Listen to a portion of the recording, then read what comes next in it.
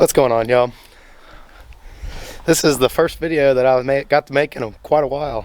I know in the last video I was doing one of the walls of the chicken coop, and I have yet to be able to get back to that. It's been quite a year for us. I'm sure it has for many, but we have not been able to catch a break this year. So this video, I'm not really building anything. I just wanted to get back into it. We're a week away from Christmas and going in the new year. I really wanted to get back into making my videos.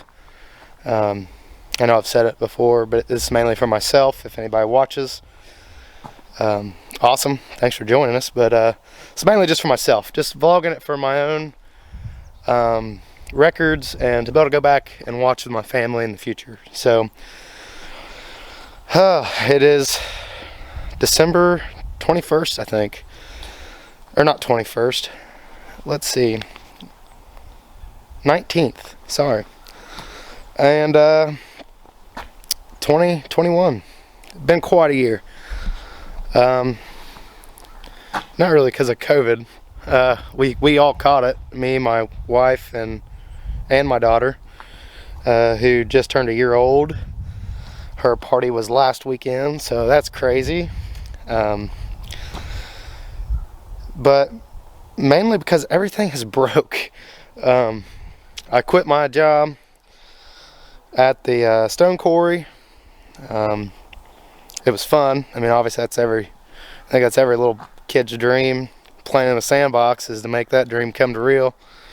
Running the big equipment, it was fun for a little while, but like anything else, it just becomes a job. But mainly because of the laid off in the winter, pretty much every winter there's always that possibility. And having our daughter, I just really did not want to deal with that.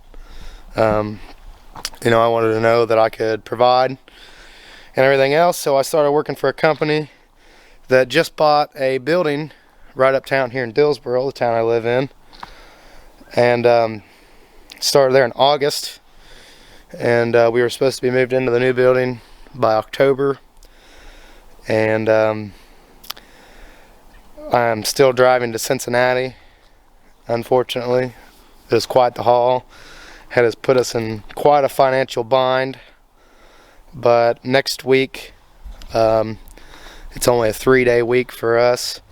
Will be my last week going to Cincinnati, and we will finally be on Dillsboro. So things should really turn around. But it's a great place to work. They've really taken care of me in a way that nobody has before that I've worked for. So there's that. Put us in a situation. Everything's broke. The quad is still down. The tractor went down on me. I was cutting wood. The tree's still laying up there. And I was trying to go up this hill over here, and it kept dying on me. So that told me it was either air, fuel, and all that good stuff. About 2 months ago now, or I don't know if I have her in any of the videos that I have up now, but if anybody watched this channel before I deleted all my old videos, then, and obviously my friends all watch my videos, so they know who I'm talking about. But our sweet girl Rebel, she was trained to never go across the culvert down there, and the wife let her out up there on the porch to go out and go potty. She just filled up a bowl of dog food. It's still in the kitchen. We haven't had the nerve to move it yet. And she came outside not 5 minutes behind her, and of course I guess that's always how that happens. She managed to get her way up to the road, which she never does. I mean, obviously she would every once in a while, but she just had no need to go up there. She was the dog that everybody could leave the house and she could see them all leave the driveway, and she'd climb up on the porch up there and take a nap. So, but she did it, and unfortunately the consequences was her life. It's been really hard to get through.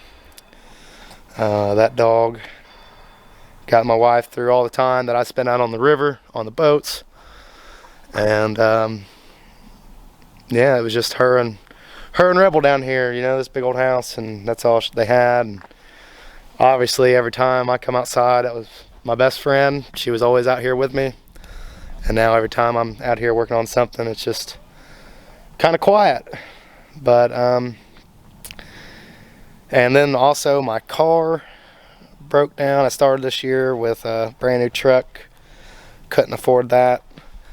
So, and then my wife got a Buick, traded in the truck, well, sold the truck.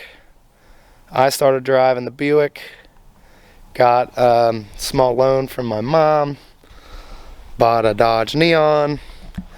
Then the Buick broke down on me, so then I took over the Neon. And then she started borrowing a car from her grandma, which is a good family car. It's an Equinox. Having the car seat and everything works out good. And then the Neon broke down on me, so now I'm borrowing my mom's truck, and the transmission on that is no better than the Neon, because I'm pretty sure the transmission went out. It's either that or the linkage. I haven't had time or money to dig into it yet. So yeah, then I've still been driving to Cincinnati, and every day it seems like my mom's truck gets closer and closer to going out on me. So that is all the bad, I guess. It's been quite a year. But going back to the Rebel thing, her sister from a different litter had puppies. So I would like to introduce Spirit, our little girl, and Evo, our little boy. One thing we hated about Rebel down here was she was always by herself. We haven't got around to being able to get the pasture up yet. I'm gonna let them out. They're done eating now. Come on, come play. And go wild. There they go.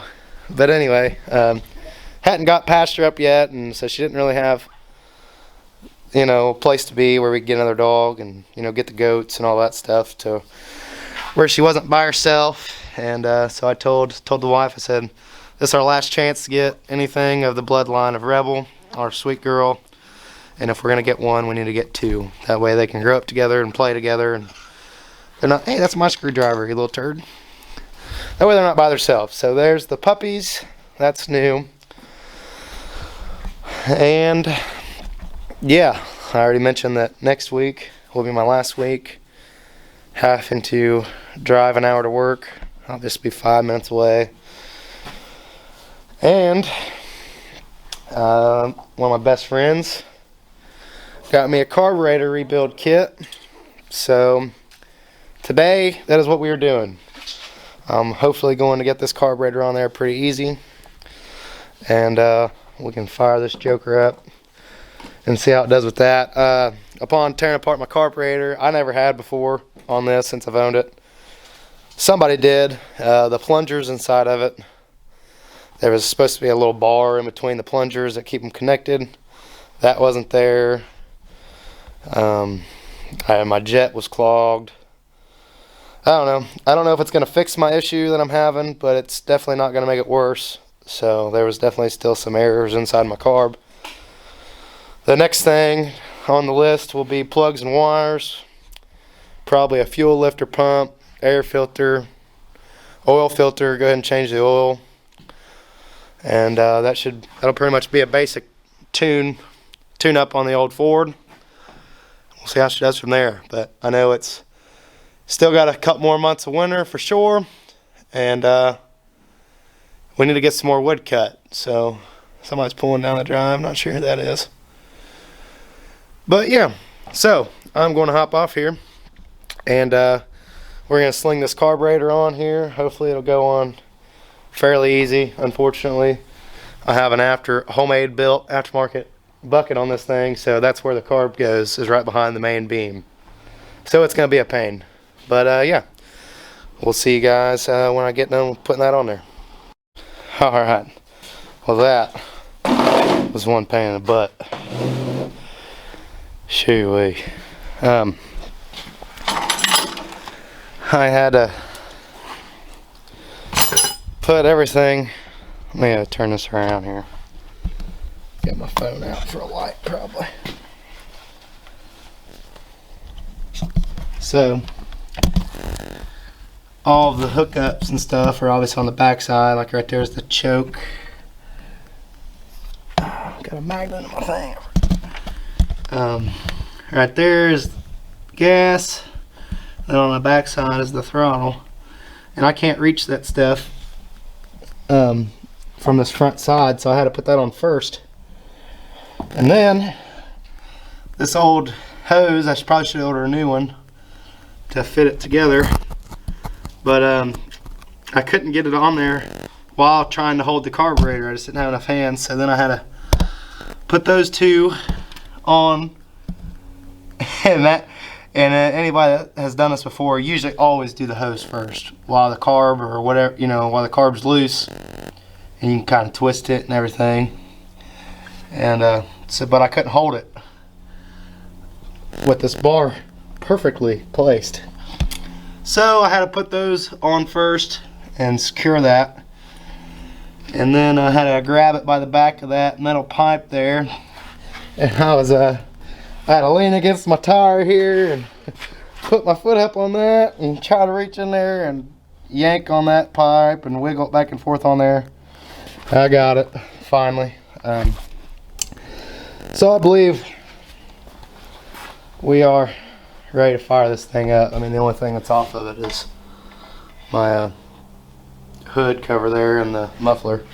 Be a little loud, but ain't nothing wrong with that. So I'm about to turn my fuel back on there at the shutoff valve. Pretty sure I got crap in my eye, which my hands aren't any cleaner. So, and give this thing a shot, and hopefully as soon as I come back here, this thing will be loud cranking around there. So cross our fingers. It's always something. That's the phrase we live by around here. It is very safe to say that I need a new fuel shutoff valve. I should have checked it before, but when we got the puppies, I come down here and it always smelled like gas. But I also had somewhere around here, I had used this candle to drain the gas out of the carb into, and I didn't really see a real bad spot on the concrete there, but my fuel shutoff valve slowly let all my gas trickle out, which really bites because I'm pretty sure I just put a fresh 5-gallon can in this thing. But, all right, we'll be back. I gotta run up the road. It's like 2 minutes to a gas station, and fill up a couple 5-gallon cans, and we'll be back.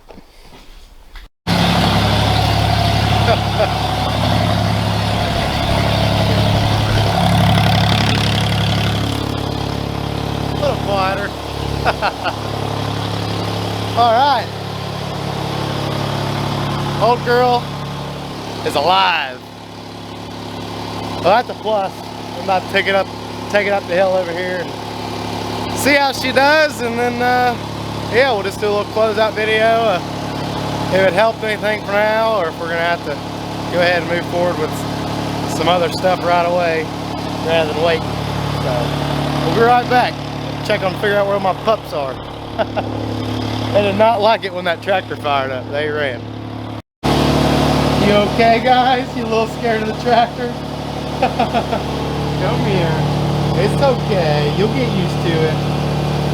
Rebel used to ride in the bucket. She loved the tractor. Yeah. It's okay. All right. Oh, to say I am freaking pleased is an understatement. She fired up. First crank. It's been down for, I don't know, maybe a month already, without being started or nothing, obviously. And the day that this happened, the first one it died on me, I was coming over this little hill right here. I mean, it's not much, but in this little dip, it died. And then this hill, it's not crazy steep, but I mean, it's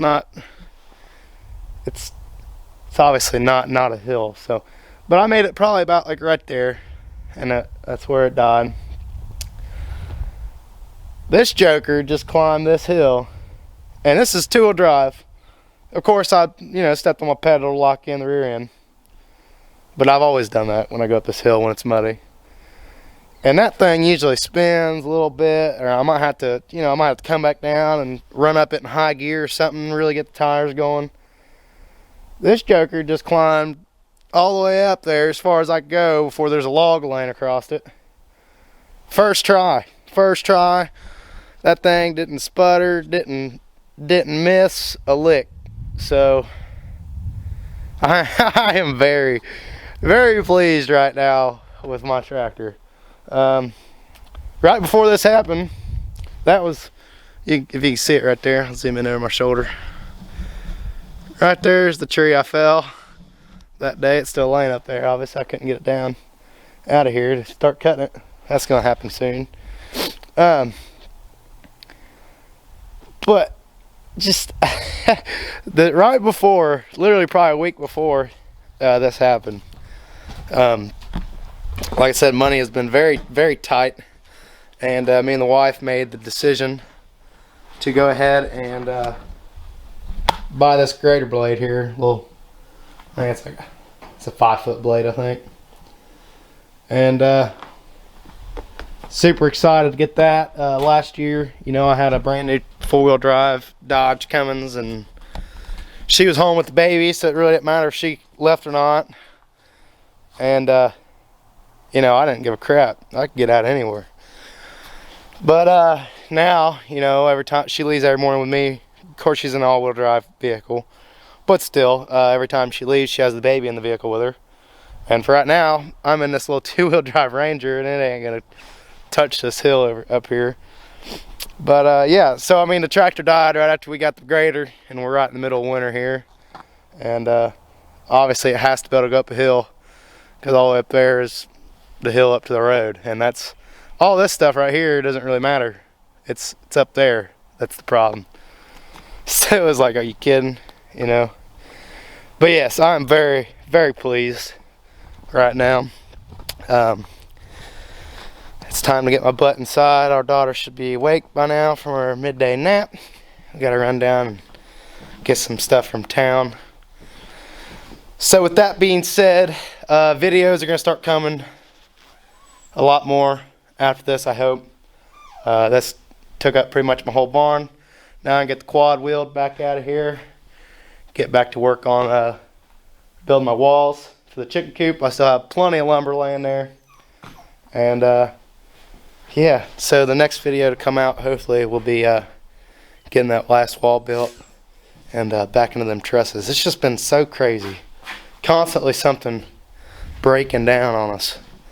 And yeah, it's hard to get anything done when you have no money. And there's more important things keep breaking, The chicken coop wasn't that important, so it got put on hold, obviously, with trying to get the grader, and then the tractor being broke down is obviously kind of trumps everything. So, but yeah, next things that are going to be coming is the chicken coop and our flower beds up here. We've been here for 2 years now, and we haven't got around to them yet, but this spring we're going to have pretty flowers, I promised the wife. So, well, if you watch this, thanks for hanging out with me, and we'll see you in the next one.